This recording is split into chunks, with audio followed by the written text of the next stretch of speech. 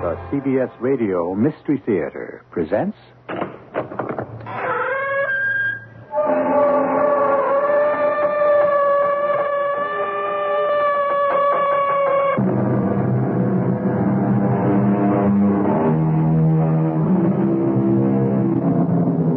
Come in. Welcome. I'm E.G. Marshall.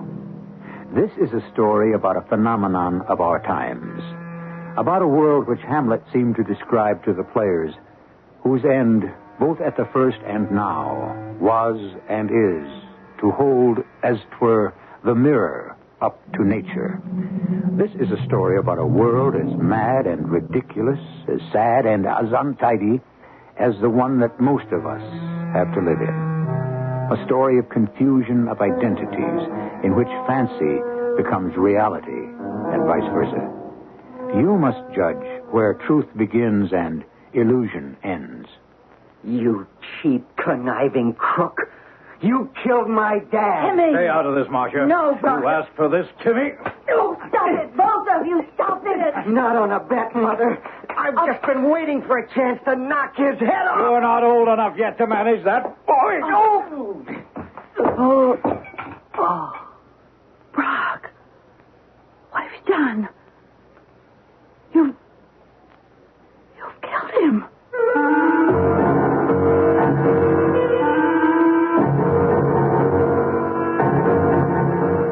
Our mystery drama, A Tale of Two Worlds, was written especially for the Mystery Theater by Ian Martin and stars Bob Caliban. It is sponsored in part by Buick Motor Division and X-Lax. I'll be back shortly with Act One.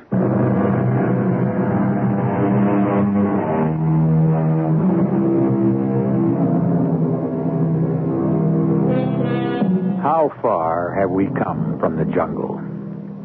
Not so very far when you consider all the unreasoning things most of us are prey to. Fear of heights, of crowded places, superstitions, envy, and her darker sister, jealousy. Most of all, anger. For when rage suddenly explodes inside any of us, no matter how secure our worlds, if the fire burns strong enough, it can hurtle us out of the safe orbit of our own world and back to the savage jungle. For example... I just don't think I can believe my ears, Marcia. Oh, Brock, I'm sorry. I'm so sorry. What can I say? After all, he's my son. And what am I? You know what you are to me, Brock. Well, I thought I did. All I'm asking for is time before... Oh, Brock, is it too much to ask? Time is too precious to me. I'm not going to let this little twerp of a boy still wet behind the ears stand in my way, in our way. Please, Brock. You've got to understand Timmy's point of view. Why? Because he has some rights. A 20-year-old boy? Whose father has only been dead a little over a year, a father he worshipped. A man who would have ended up in jail for going to the public trough once too often. And the last time without sufficient legal excuse. Well, you represented him. I was his lawyer because I was in love with you, and I didn't want you to be hurt. But he was convicted just the same. Because he was guilty. Well, Timmy doesn't think so. Oh, Timmy. Brock, please. Timmy, that wishy-washy, childish diminutive of a name. It's the whole trouble. Why not Tim? Or even Timothy is his name. And I think of what that sniveling little toady is doing to bar us from the happiness we both have missed all our lives. I tell you, Marcia, son of yours or not, I could kill him with my bare hands. Marcia, I tell you, I'm sorry. Timmy, I didn't expect you home so soon. You know I don't dig the country club scene, Mom. Well, don't I even get a hello kiss? And what about Mr. Chalmers? Am I supposed to kiss him now, too? Now, what's that supposed to mean? Oh, Brock, Tim, now then, please. You can stay out of this, Mother. Don't talk to me that way. No, I'd advise you to listen, Marcia. Why? Because you're planning to make her a September bride? Why, you insufferable No, John. Brock, please. Go ahead, Mom. Let him take a swing at me. I can handle him. Did I ask you to? I don't care if you did. Someone's got to, for Dad's sake. Doesn't anyone care about him anymore? Why should we? He ruined your mother's life as a common criminal, and the only decent thing he did was to take his life. Brock! I'll never believe that. Just as I know Dad never did one dishonest thing in his life. You know who really stole all that money. You. Me? Sure. The wheel within the wheel. The big high mucky-muck. Dad was the only honest mayor this town ever had. And the rest of you crooks had to crucify him to cover yourselves. I don't know what you're trying to say. I'm not trying. I said it. I don't know how my mother can even look at you. Because you killed my father. All right, that's as much as I'll take. The only way you'll ever stop me is to murder me, too. Timmy. Now, leave him alone. It's time we had this out. You killed my dad. Timmy! The last time you're going to try to hang that accusation on me, youngster, and get away with it. Oh, that's great. Just what I've been looking for. An excuse to knock your head off. Stop it, both of you. Stop it. Not on a bet. Time you learned a lesson. Maybe this will teach you. All right, come on, get up. Rocky, keep away from him. Don't you see he's hurt? Oh, it'll take more than a couple of whacks to make up for all the pain he's caused me and us. Timmy? You all right? Oh, he's not hurt. He's only shamming. Rock, please. I don't think so. The andiron, I think he hit his head. Oh, no. He's bleeding. It must have fallen on him. Oh, here. Wait a minute. Let me see. I don't want you to touch him. Don't be silly. The boy's hurt her. What is it, Brock? Is he bleeding badly? He's not bleeding anymore, Marcia. Then he's all right? No, I don't think so. What do you mean? I don't know what I... He's not breathing. Timmy? Rocky. He can't be. It was an accident, Marcia. But Oh, God forgive me. I think he's dead. Cut! Beautiful. That's it. It's a wrap. I'll be right out. Marcia, sorry I blew that cue on you. Oh, couldn't matter less. I think today's show went beautifully. Yeah, it felt pretty good. Say, Timmy, you were great. Mm-hmm. I mean, you really had me going, huh? Timmy? Timmy, fun and games are over. Come on back to the really real. Timmy. What's the matter? The kid all right? Hey, friends, you really zinged it. Brock, Marcia, you're never better. You too, man. What's wrong with him? You all right? Yeah, sure. I'm great, Mr. Davis. Just great. Pardon me if I just lay here and make believe. Suit yourself, Eddie. Me, I got to make tracks. Got a commercial edition in half an hour. See you, folks. You on tomorrow? No, next call is Thursday. Henny, can I skip the pre-rehearsal this afternoon? Oh, come on now. I only have one scene. well, I don't mind. It's just Sandy. He'll holler blue murder. Oh, he gives me a pain. He runs so scared all the time. I'm afraid he'll blow the job. Uneasy lies ahead that wears the producer's hat, huh? You, know the ratings are off? So, uneasy lies all our heads. Oh, you should worry, Angel. Don't you know they always fire the writer first? Not this time around. I had to go and pick on... Watch it. What? The kid. Hey, Eddie, you okay? No. And don't call me Eddie. Well, why not? It's your name. My name is Timmy. I don't want to change it. Oh, what's in the name? Like the bard said, huh? You know how it is around the squirrel cage anyways. Half the time I can't remember which are real names and which are the made-up ones. My name is Timmy around here. I'm not going to change it. What's my next call, Mr. Davis? You sound funny, dear. What do you mean, funny, Mother? Well, I mean, you didn't knock yourself out for real when you fell, did you?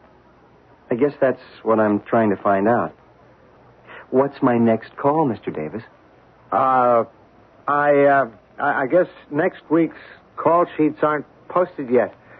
They're kind of late, aren't they? Well, there's been a lot of rewriting going on. All I mean is the scripts are late, and... Why are they rewriting? Well, you know how it is. The ratings down, the panic button's been hit, plot changes, and What? all that. Plot changes, sir. Don't call me sir. You make me feel like I'm over the hill. Well, I'm afraid that I'm the one who's over the... Am I? Is that what it is? Have you seen Sandy? Sure. I've seen Mr. Struck. And didn't he say anything? Anything about what? You mean the kid didn't know? Doesn't know what, Mother? Oh, don't call me that. You know my name. The only name I ever knew you as is Mother. Please, tell me. Tell me I'm not dead. I'm not really dead. Well, that's the way it is. Now, sure, it's a rough deal, but what are you going to do? That's show business. But I can't be dead. I won't be dead. My contract has 8 weeks to run. Wow, that's the beauty part. You see, you got a free ride. Take the money and run. I don't want the money. I want my part back. I don't want to be dead. I don't want to be out of the show. Daddy, honey, listen to me. No, I'm not going to listen to any of you. You listen to me. You can't kill me off like this. Don't you see? What? I've been on for all season since it began. 13 years ago. Don't you see? I grew up as Timmy Bryce. I've never been anyone else. I was 7 years old when it began. I'm not even 20 yet. I've always been Timmy. And you've always been my mother. You're how she's got to be. No, you have your own mother. You have your own life. Eddie, this is just another job, a make-believe existence. Oh, sure, we all get caught up in it, but once we walk out of the studio, we leave it there. I don't. I never have. Now, that's being childish. If I don't have here to come to, if I don't live here anymore, I don't have anywhere left to go. Honey, nobody could blame you for being upset the crummy way this was done. But it's only a job. There'll be another one. I don't want another job. And it isn't a job. It was my life. If I can't be Timmy Bryce anymore, I might as well be dead. I don't want to live. I don't want to live anymore. You don't understand. You just, all of you, don't understand. Couldn't have had the decency, any of you, to let him down easy. You had to let him find out like this. Well, Sandy put the freeze on us. How? Why? Well, you know, the kid is a little kooky, and he was afraid if he knew, He what? He wouldn't give a performance? He would throw some kind of a monkey wrench into our plastic, predictable, phony little world? Then suddenly he might just do something plain real in the middle of all the planned hysteria. Well, maybe that's the way Sandy figured. It's his neck on the block, you know. Oh, come on, Marcia. Let's sling a tourniquet on the bleeding heart bit. He got let down easy. In 8 weeks, while he sits back getting paid, he'll latch on to another soap. Maybe. If he holds out long enough. What does that mean? I don't know. He's an oddball. And this hit him awfully hard. I just hope he... Hope he what? I'm almost afraid to say it. It's as if Timmy... Oh, it's funny. It is hard to think of him as anything but that. As if Timmy's real life were here in the studio, and the other was just a dream. You know what I mean? Maybe that's why none of us have the guts to face him with the truth. Marcia, what's wrong? I don't know. I'm scared. Scared? Well, I don't understand. Scared of the way it came out. The way it hit him. Oh, you don't think Timmy would do anything foolish, do you? Like what? Well, we all, one way or another, made him dead in this world. You don't think he'd go ahead in the outside one and make it for real? Actors are highly emotional people. They'd have to be to simulate all the characters they are asked to represent. But how real can any particular character become? How closely can the actor identify himself with that character? Could an actor die or want to die once that character ceased to be? I shall return shortly with Act 2.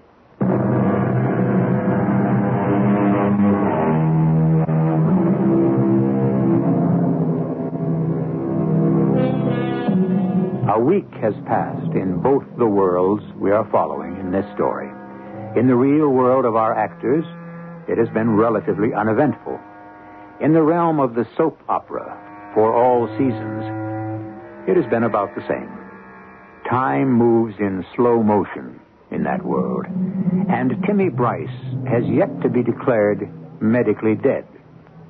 The audience must believe, for dramatic suspense, that some thread of life still remains, as ardently Eddie Smith fights to keep his alter ego alive. Don't you see, Mr. Struck? It isn't too late. Look, kid, do me a favor. Will you quit bugging me? Come on, it's a week already. The decision is made and you're dead. Please, give me a chance. I don't have to die. Didn't you hear me? You're dead, finished. And the script we're taping tomorrow.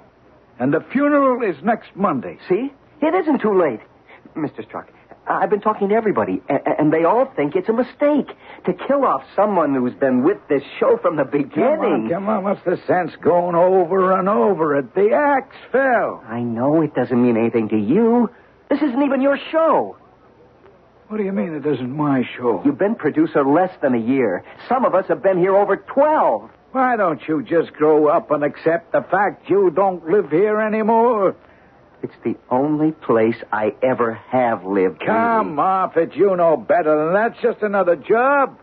Nobody's indispensable. And listen, kid, and listen good. To hike that rating, I'd cut my mother's throat. What do you mean? Nobody's indispensable. What I said. Even the old lady herself. The old lady? Betty Lang. You mean my mother? Marcia Bryce? All right, if you want to stick to stage names. She's just another actress to me and an aging one at that. You take that back. What? What you said about my mother. Crying out loud, let go of me, kid. What are you trying to do? Kill me. I don't know. I'm sorry. Look, you better go find yourself a good shrink. While the money's still coming in, you better try to get your head screwed on tight. I don't mean to bother you. I don't mean to bother anyone. Well, you do bother me. And I want you out of my hair. I don't want you around here anymore. I can't come to the studio anymore? From now on, I'm giving orders. This is a closed set. You can't keep me away from here. Can I? You try showing up here again, I'll have you thrown out in your ear. You better not try it. Why? You try to keep me away from where I belong, and what? I'll kill you. What? You crazy little nut. I think you mean that. Hello, Timmy. Sandy? No. What's the trouble? Oh, just this oddball coming around making waves. I want you and all the rest of the cast to know this set is close to him for good. Right now, I'm going for security to get him off it. Oh, now simmer down, Sandy. Let me handle Timmy. You've got other problems. Yeah? What? Well, how to keep this show on the air, for one. Come on, Eddie. Timmy, let's go back to my dressing room,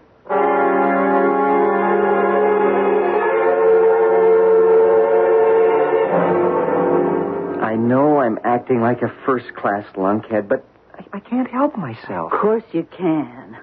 The thing to do for you is to get another job. I don't want another job. It won't be that easy anyway. Oh, why not? You're a good actor, Eddie Smith. Nobody thinks of me as him anymore. Not even me. I'm Timmy Bryce. And that's all I want to be. I just want to be Timmy. And you to be my mother. Even if I marry Brock Stevens? If I was around, I'd never let you make that mistake. Well, now that would be up to the writer, wouldn't it? The writer? Well, he is the one who dreams up the plot, isn't he? Yeah. No. I mean, sort of. But only out of the characters. I mean, us. What we're like and all. He just can't have us do anything.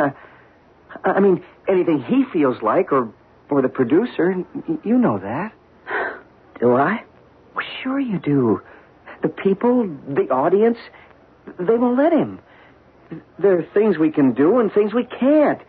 Otherwise, we're not real. We're not real anyway. Oh, yes, we are. To millions and millions of people every day, and to ourselves. Some of us. Like, you take me. This is more real to me.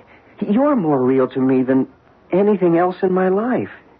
Timmy. You see, you even think of me as Timmy. The way I think of you is the only mother I've got. Oh, now, come on. This is sick. Phony romantics, Eddie. So you'd throw me out, too, huh? I'm not throwing you out. You've got one mother. That's enough. Her? She walked out on Dad and me for another man. Oh, I'm sorry. I'd forgotten what happened. But surely that wasn't a rejection of you. Any rejection is on my side. The character she married doesn't want any part of me, or me of him. It doesn't matter. That other world, outside, I don't have anyone anymore. I don't belong there. What about your father? Didn't you know? He's dead. No, I didn't know that. What? We were lucky to keep it out of the papers. One advantage, I guess, is having a name like Smith. You can sink without leaving a ripple. He died? He figured he hadn't anything left to live for when he lost her. Sort of like me. He killed himself.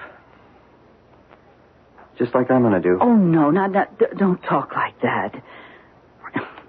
You wouldn't do anything like that. Oh, wouldn't I? Why not? I'm dead already, thanks to Mr. Sandy Struck. If it wasn't for him, You know something, Mother? He's the one who ought to be dead. Timmy! Eddie, What's the trouble, baby? It's just that crazy kid, Timmy. Henley, see if you can stop him. Oh, never mind. He's gone. Eddie Smith again? Yep. Something's going to have to be done about him. I really think Sandy's right. He's flipped his lid. Well, if he has, Sandy's to blame. And the rest of you, too. Oh, come on in. Close the door. I want to talk to you. Will do. I got a few bones to chew over with you. The way it was done is what knocked Eddie off the rails. That was a mistake. He could have been forewarned. Sandy could have had the decency to tell him straight out, the best way, when the decision was first taken. Maybe. No maybes about it. I still say maybe. No way this kid was ever going to accept getting bumped off this show. All right, then let's face it. That was the big mistake. Now you pegged it. It's why I came by to see you. Here, have a look at these. What? The broadcast where Timmy met his death was aired day before yesterday. And this is the phone count and the early mail reaction. Oh, murder. Why didn't you let me know? What? I didn't think we had this many viewers. Yeah, we got them. And they're angry. And they don't want any part of this plot. All the letters and all the phone calls? Against it? Why else were they writing or calling? Oh, I don't know why I ever went along with it. Sandy sold me a bill of goods that a murder trial was just what we needed to hike the ratings. Oh, that know-nothing. How we ever got stuck with him? He knifed his way in. The only way he's ever been able to get a job. I'll never know how he undercut Dorian. She was the best producer we ever had. Till the share of the audience slumped. Well, Sandy's great plot line isn't going to save our necks. Not with this audience reaction. Now, this is only the beginning. Wait till they have to stomach you being married to the guy who killed off your son. Isn't this our chance to get Timmy back? I mean, it's not too late. We're not committed on the air yet. Well, he's still in a coma, but on any of the shows in the can, so far, he still isn't dead, No. Oh, come on. Emmett is at least 3 weeks ahead on scripts. What do you want him to do, throw all those out? Well, it's better than losing the show, going off the air. How would you like to do 3 weeks of acting and then be told you have to do it all over again without getting paid? Oh, come on, Henley. For all seasons is in the big leagues. Now, money could be found to pay for mistakes. It's happened before. You do think it's all a mistake, don't you? Sure. Well, but I have to admit at the same time, I'm old and battle-scarred. I'd rather roll with the punches than take a chance of ducking into one. You won't back me up? I try to go upstairs over Sandy's head? The older I get, the less adventurous I get. This whole problem of Eddie Smith and whether Timmy Bryce, my son on the show, is going to be alive or dead has got to be solved the right way. Or we're going to have a hell of a lot more of a disaster than just another soap opera disappearing from the tube. Marcia, I've never seen you so geared up. What are you talking about? That boy who just charged out of here, he's an explosion looking for a location, an accident to happen. I honestly think that if we don't get him back on this show, not only is the show going to be dead, but Eddie Smith is, or else Sandy struck. Sandy? That boy is desperate enough to kill either himself or the man he thinks drove him to the edge. Now, look, Betty... No, now, listen, you look, Henley. You've been our director for quite a few years, but I've been with Eddie Smith playing my son Timmy for 13 years, and I know him as well as, or perhaps better than my own real-life sons. And I'm frightened because he's out of contact. There's no telling what that boy might do. Where is he? Where is that stupid little jerk? Now, Sandy, take it easy. Easy. You know he just tried to kill me? Who? Eddie Smith. Who else? Oh, no. Close the door, Henley. Yeah, sure thing. How, Sandy? How? How did he try to kill you? Oh, I was standing near the number 2 camera. Lucky he had to crab sideways suddenly to get a 1-over-1 shot, and I followed with him. Because a split second later, one of the big scoops hit the floor right where I'd been standing. You mean a floodlight broke loose? How? There's only one way, Henny. Somebody had to unbolt it off the pipe and kick it loose. And you think it was Eddie? I know it was. You saw him? Oh, it could have been an accident. How can you be so sure it was Eddie? I'm sure, all right. Come on. Are you hiding him in here? No. He left here 10 or 15 minutes ago. Give the kid a break, Sandy. At least until you have some proof. I got all the proof I need. What? When I booted him off the set for good, he told me he was going to kill me. Okay. One chance is enough. I'm turning this over to the police. Because I sure ain't about to give him another chance. Was it accident or design?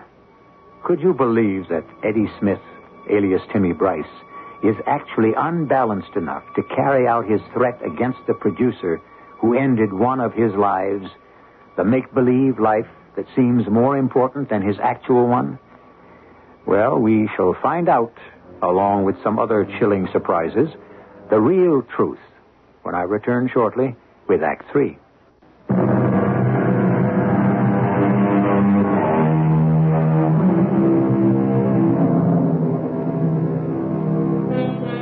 Now we return once again to our tale of 2 worlds and the special breed of people who live in both of them. A group of people who are about to have a further shock as one of them, cast out from the imaginary world, suddenly appears from still another world to haunt the consciences of Marcia, the leading lady, Henley, the director, and particularly Sandy Struck, the producer. A fantasy homicide has been committed. Is a real-life one about to take place? Certainly Sandy Struck intends to make sure that he isn't the victim of one. Well, you can see for yourself, Detective Matthews, where the light hit the floor. Yeah. Well, that doesn't prove that this kid, Eddie Smith, was responsible for the light falling, Mr. Struck. Yeah, but I already told you, and a couple of the stagehands have confirmed it, that he threatened to kill me. That's another matter. What do you mean? If you want to come down to the precinct house and make a formal charge against the boy for that, we can arrest him. And lock him up? No, it's a misdemeanor. Worst you could get is a fine. Well, more likely a warning from the judge. Wait a minute. You mean I'm not going to get any police protection? Look, mister, we do the best we can. A kid got excited and made a threat. If all the threats people made got took serious, we'd need more cops in the Russian army. Why not give us a break and write it off? No, sir. I want my rights. Okay. Anytime it suits you, come down to the precinct house, like I said, and swear out the complaint. You want to go right now? I'll give you a ride. No, I can't. Good Lord, man, I got a show to get on the air. Oh, yeah. That's show business, huh? All right, so it wasn't funny. I'm on today, 8 to 4. Tomorrow... Never mind tomorrow. Okay, today. Be there by 3. Like I say, you want to make a charge, I'll follow through. Don't worry. For once, maybe I'll get something for the taxes I pay. You're not going to go through with this, Sandy. You're damn right. Look, Marsh, it's my neck. I'm going to make sure nobody cuts it off. Well, if you hadn't been in such a hurry to drop the axe on Timmy, you wouldn't have to worry. See, even you think he's out to get me. I didn't say that. You didn't have to. It's still what you think. Come on, let's get this turkey on tape.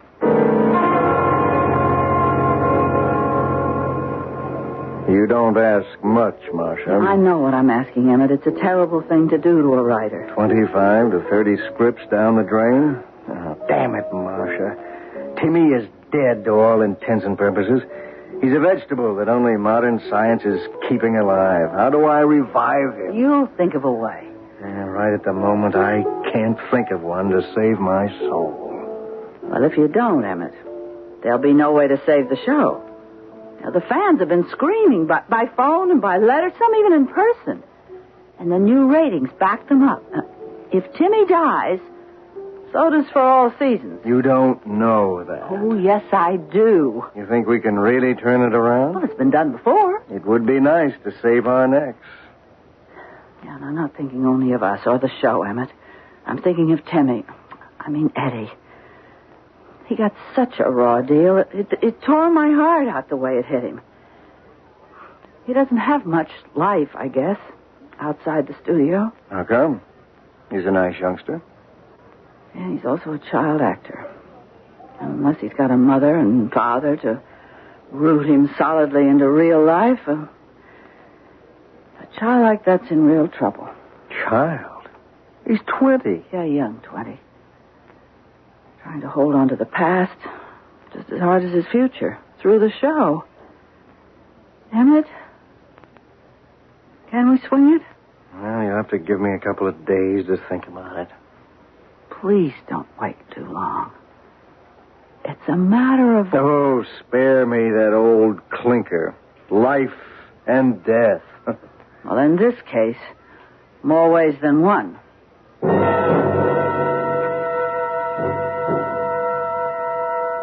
All I can think of, Brock, is the position my son is in. Lying in a coma in the hospital, holding on to life only because of modern science and all the machines that maintain it for him. And if he should die... If he sent for me, Sandy? Yeah, Henry, you sure did. What are you trying to pull off? Pull off? You heard me. Look, I'm just sitting here monitoring today's show, the one I had to miss. And wait a minute, hold on. My son died. Tape room, this is Sandy Struck. Roll back to the beginning of Act 3 and start again.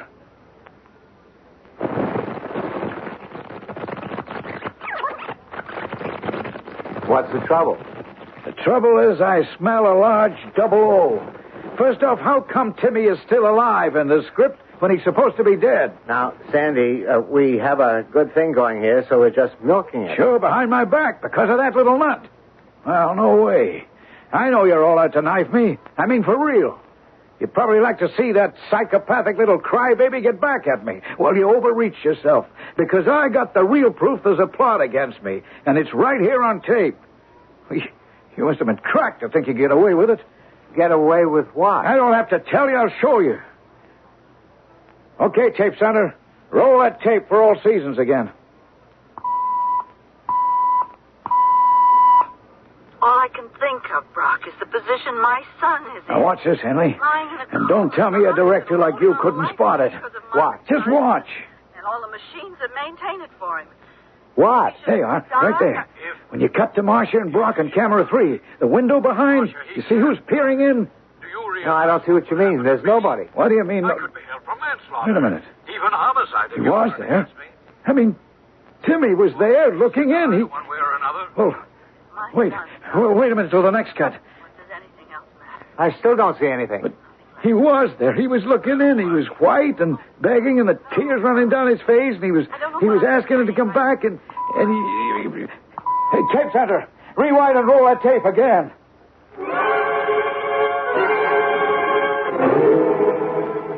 No, you can't broadcast it like that, Henley. Not with that boy on it.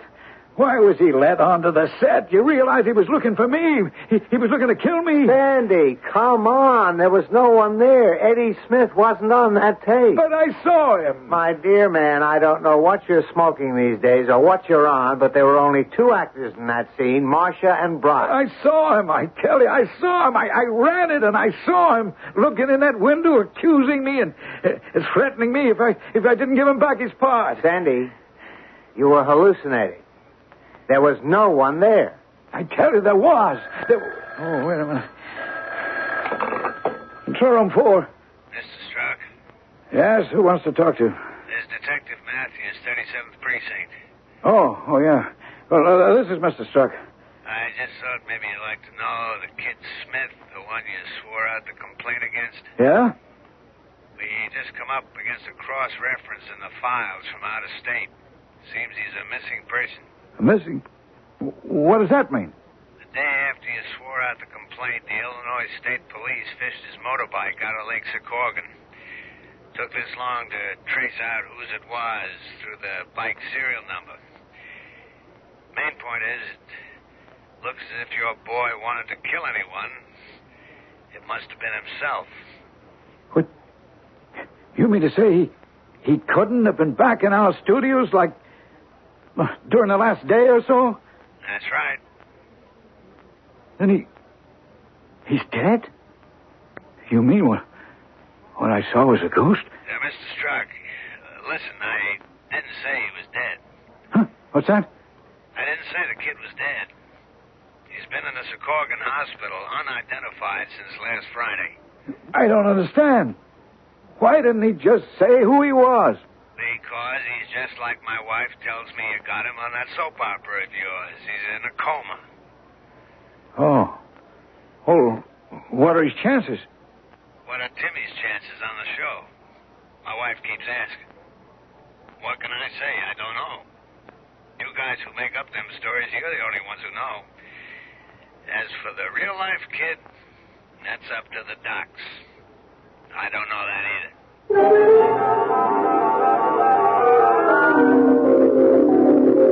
Mr. Strzok, what are you doing here? I could ask you the same question, Detective Matthews. Oh, excuse me. This is Mrs. Elizabeth Lang, who plays Marcia on the show. Oh, yeah. I recognize her from seeing her on TV. Well, I recognize you from seeing you at the studio. And this is our director, Mr. Davis. Hi. But what are you doing here? Is Timmy... I mean, it's Eddie. Did he... Now, take it easy, Mrs. Lang. It's good news all around. Oh. The kid came out of a coma all of a sudden 6 hours ago. Doctors say it's a miracle. That it's a complete reversal, and he's out of danger. You said about 6 hours ago he came to. You wouldn't remember the exact time, would you? Yes, I do. The doctor called me, and I left immediately. What time? 25 minutes past 5 this evening. And they'd given him up for dead? Up to then? That's what the doctors told me. Then it is a miracle. You better believe it. What are you two talking about?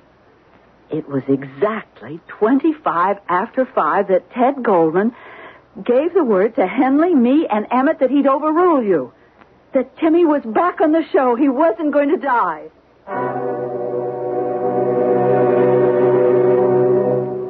try to commit suicide, Mother. Honest, I didn't.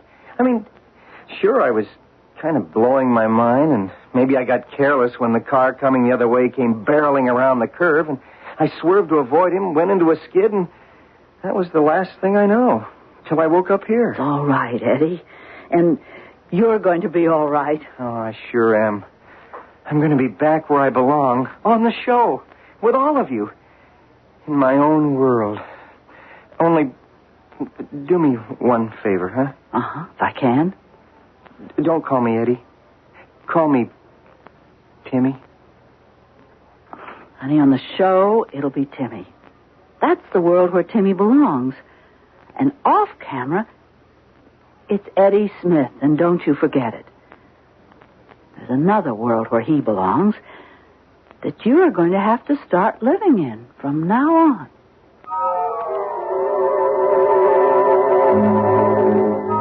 There you have it. Two worlds that some of your favorite people inhabit every day. Well, every weekday. Watch them long enough, and it's hard not to believe that they are real. If watching them makes them seem so, how about the people who play act them? No wonder it might be possible for any one of them to forget just where fantasy ends and reality begins. I'll be back shortly.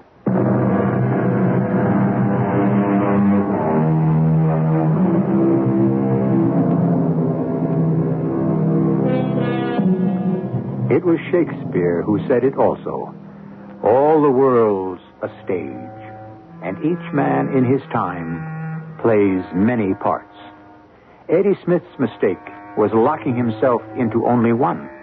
A mistake, by the way, which he no longer makes. As it happened, For All Seasons did not weather the rating war and went off the air. You see Eddie now in other shows and commercials, but his main role is as a husband, and now a new father in the world of the really real at last. Our cast included Bob Caliban, Ian Martin, Augusta Dabney, and Robert Dryden. The entire production was under the direction of Himan Brown. And now, a preview of our next tale. Well, how do you feel about it? How do I feel about it? Do you think this man, this Jeff Parker, is guilty?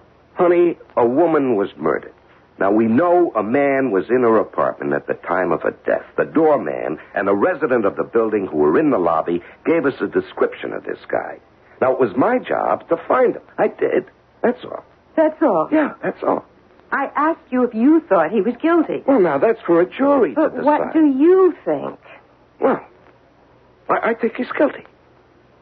Ann, why do you keep pressing me on it? Is there a chance, just a chance that he could be innocent? Honey, this isn't my first homicide investigation, and this Parker guy isn't the first one I ever brought in.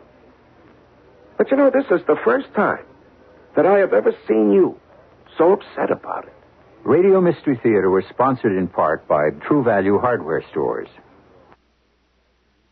This is E.G. Marshall inviting you to return to our Mystery Theater for another adventure in the macabre. Until next time, pleasant dreams.